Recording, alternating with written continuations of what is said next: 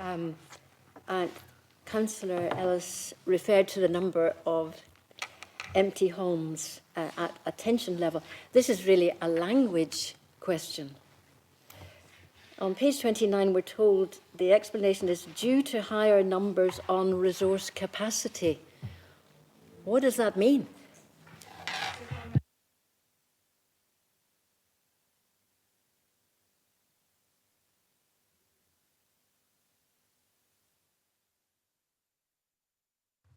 Sorry, where did you say?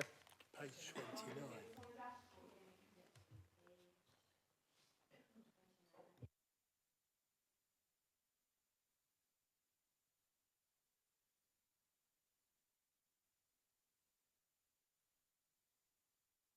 Oh no, I'm with you. It's on the reletting.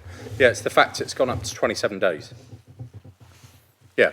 So essentially, if you connect the two, so you look at the number of empty homes overall, you see that the trend has been upwards. So we're receiving more homes in, and what it states is that as a result of the higher number, there has been a slight delay because obviously the resource in the reletting remains the same.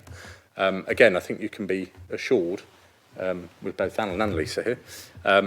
There is a lot of work being done in terms of turnaround time on the reletting side as well as the void work side. So again, I would expect that you see that come down.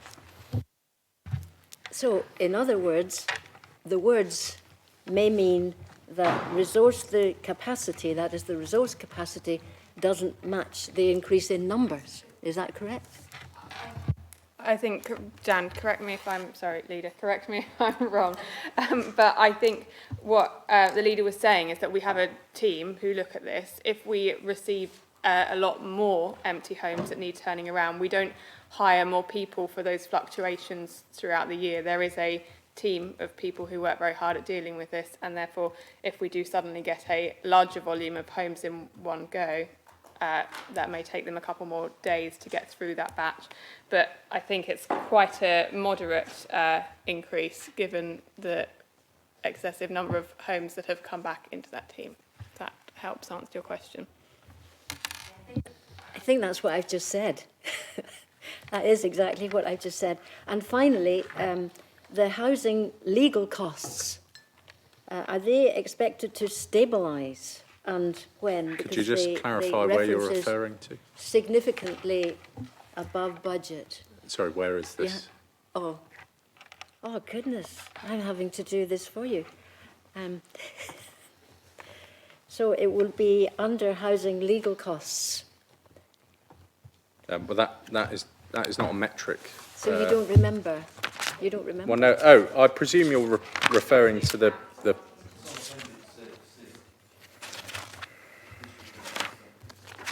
Oh, well, if it's in reference to disrepair costs, the housing legal costs, did you say? Sorry. Yeah.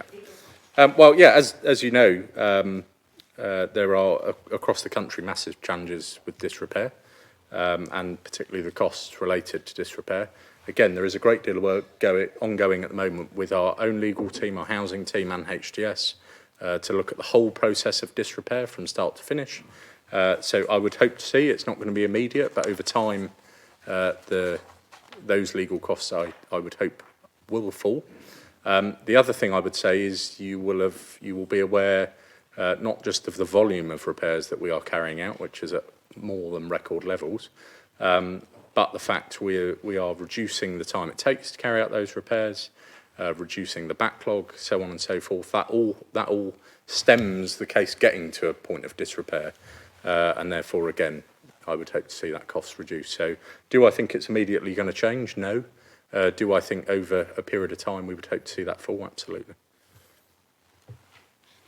So at the moment you can't really tell. You hope that the costs will reduce or stabilise, not increase, presumably, significantly.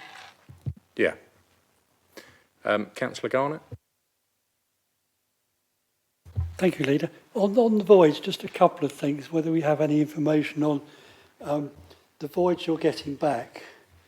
Are they in a worse state than perhaps anticipated, therefore take a lot longer to repair? Because as Councillor Ellis said, you know, we have a team. We can't take people on a short basis.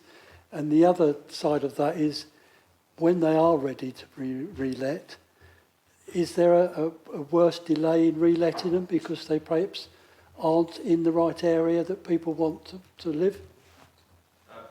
So I think there's a couple of things to say. Yes, absolutely, the general trend has been a worse condition or more work needing to be done as a result of underinvestment for a very long time in our stock.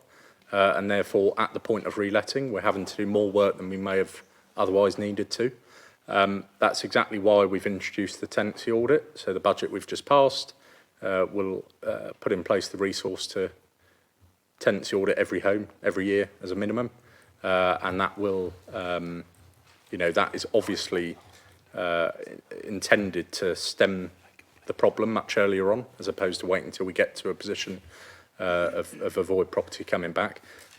But the other part is we are seeing higher numbers coming back at the moment. I think last week there was nine came back from HTS as a bit. Yeah, 9 came back from HTS. So actually we're, in terms of the time, the amount of work needing to be done, but also the time it's taking to do that work is obviously extending. But like I say, we're doing a lot of work at the moment to reduce the time on the HTS side, reduce the time on our side in terms of getting the offers out and all those sort of things.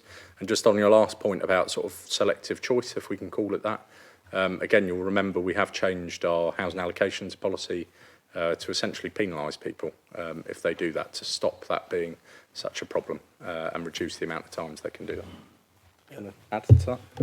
Yeah, I can add a little bit to that. Of the 9 that came back last week, 7 of them required a new bathroom, a new kitchen and full redecoration. That is a terrible number out of 9. Councillor Carter, I think you had some questions. My first question is on page 37. It's about the homelessness. The figure there says that we budgeted for 1.5 million, but we're now forecasting 1,888,000, an increase of £388,000, which is a lot of money. Could I ask you, do you see this rising in the current climate? My first question. Yeah, well, it continues to rise. You've got a report later this evening about homelessness and rough sleep and the effect on temporary accommodation. Obviously, the budget we've set for the new financial year increases the base budget quite significantly in relation to temporary accommodation costs as a result of that. Yeah, but I don't see it coming down anytime soon. Thank you.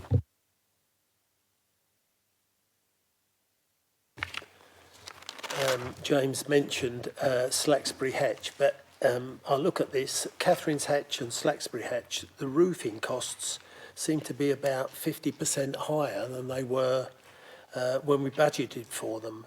Could you give me any idea why it's gone up so much? You just turn the microphone on.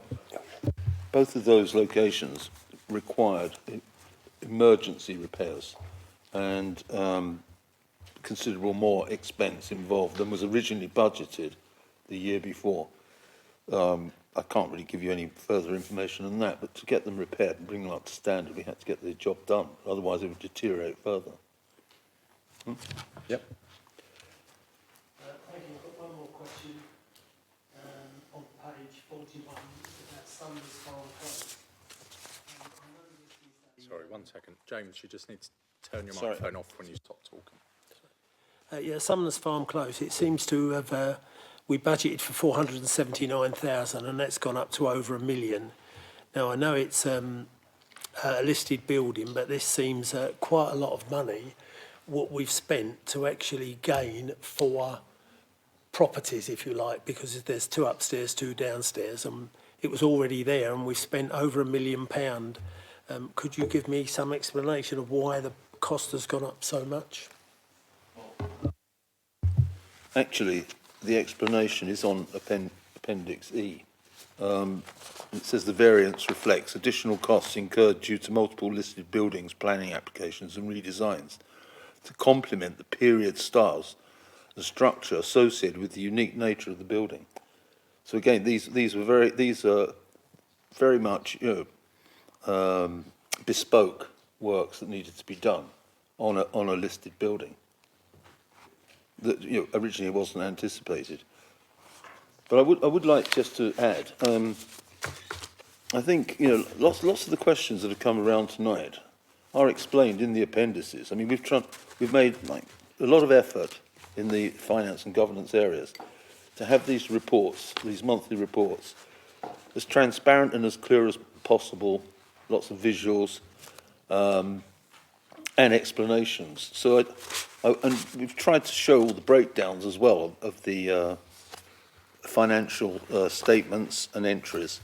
So I would urge you to look at them, because I think they could be quite helpful for you.